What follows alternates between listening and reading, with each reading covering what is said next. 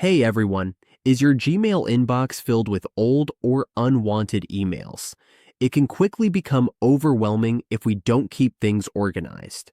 Today, we'll show you how to delete emails in Gmail so we can declutter our inbox, stay organized, and focus on the messages that matter most. Deleting emails in Gmail helps us keep our inbox clean and manageable.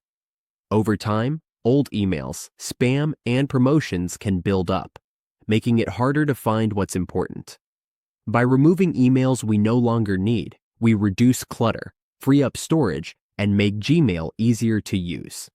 Regularly clearing out emails also helps us stay on top of our communication and keep better control over our information. Now follow me because I will teach you step by step in the simplest way. So even if you're new, you can follow along. Let's get started. First, open your browser. We go to gmail.com and log in to our account. Once we're logged in, we'll see our inbox and messages.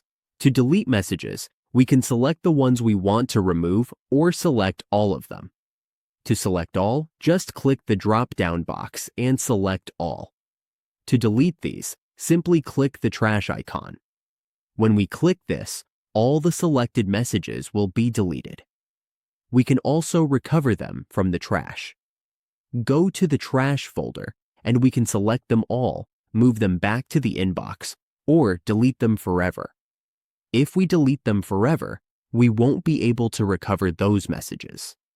The trash folder, or bin, in Gmail acts as a temporary holding area for deleted messages, allowing users to recover items accidentally deleted within 30 days.